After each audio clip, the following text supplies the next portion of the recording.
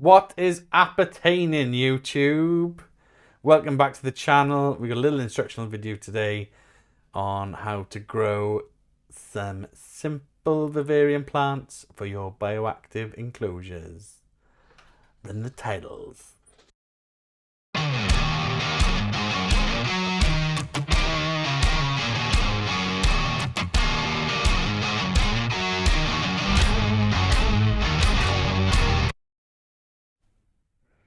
So we normally maintain some plant bins.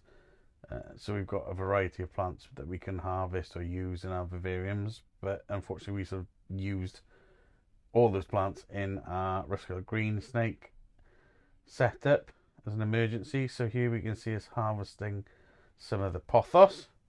You see there's Drudscantia there as well, Ficus familia. There's a few species in here we're going to use today.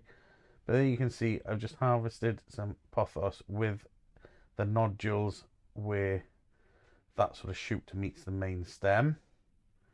If you trim them down, put them in water, you can cultivate them just in water. We've got a few cuttings here.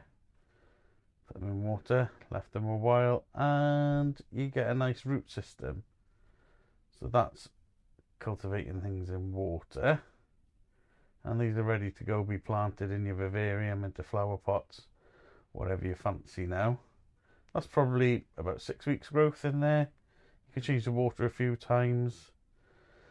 So we're just going to put these into pots for today because they're not ready to go. Well, we haven't got a vivarium ready for them to go into. So this is our version of the ABG mix. You can see Layla substrates for how we make that. Probably added a little extra tree fern and sphagnum into the substrate. And just planting these guys out. Now pothos is fantastic for growing in vivariums. It's hard to kill, but they do well. You can leave them a long time with not any water, just not in 60-degree temperatures of a conservatory, and they look quite withered and they'll come back if you water them. They're primarily from a humid climate, but they can survive all sorts. So I'm just potting up all the bits here. I've probably overdone the amount that we've got. Don't need this amount at the minute, but it's always nice to have some in stock ready for the next viv. We grow these under suitable sort of plant lighting. However, they will grow at low levels of light, which is another reason they're such a popular house plant. I've actually got pothos just growing out of the water in some paludarium builds that we've done. It's really good at removing the nitrates from the water. So it might be something you want to do in a paludarium, even have them growing at the top of an aquarium. If you've got fish or aquatic amphibians, it's a great plant. But again, please remember it is toxic and not for use with herbivorous reptiles. So the next plant we're going to look at, we're not taking from a viv or our plant bin. It's actually one of our house plants that we've got in the house, and that is Ficus benjamina. It makes quite tall bushes, so you need to keep it in trim when it's in your vivarium. This is the variegated version, but we have the non-variegated version in with our snake Steve. So here we are with the cutting. If you look at the end, you can see a little bit of sap just coming out of there. Now, something pothos and this ficus have in common is they're both toxic, so you don't want to put them in a vivarium or paludarium with herbivorous reptiles. However, they're widely used with reptiles that aren't herbivorous, and that's why we're using them today. Pothos is a mainstay of the hobby. It's just hard to kill. It's called a devil's ivy because it seems to grow in almost any conditions. Having said that, I have managed to kill one.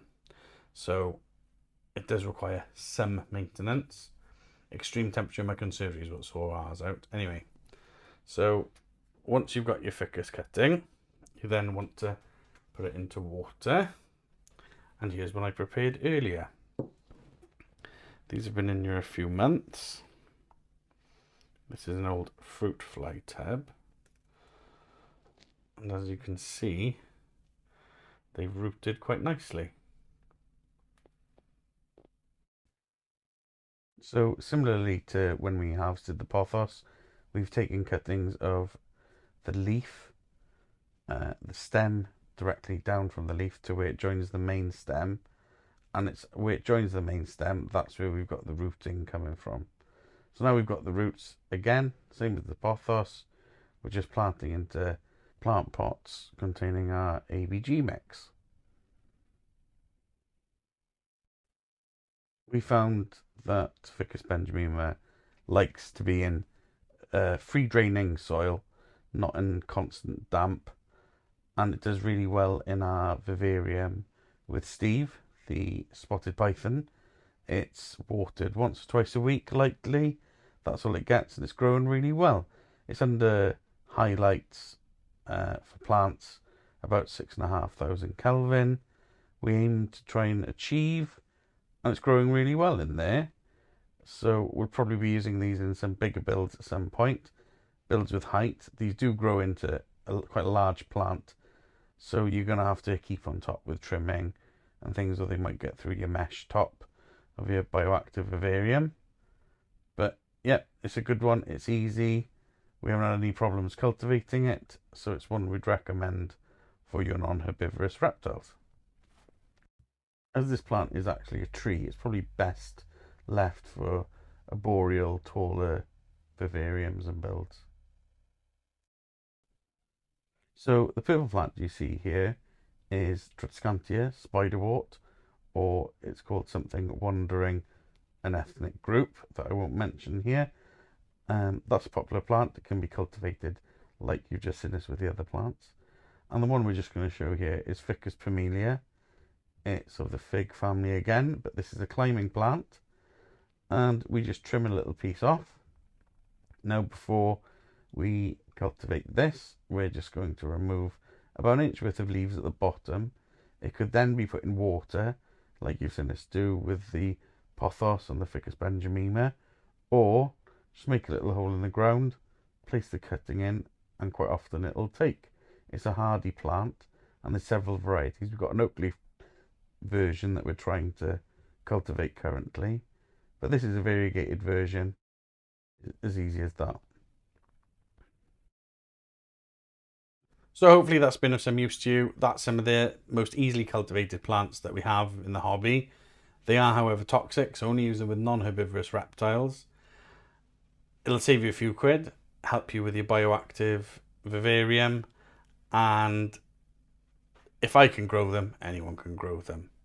So thanks for watching YouTube. Take care. We'll catch you on the next video. If you could hit like and subscribe, we'd really appreciate it. Leave me a comment down below. What's your favourite plant for a vivarium? Perhaps I'll have to look at them in the future. And we'll see you on the next one. Thanks, YouTube. You missed out TikTok.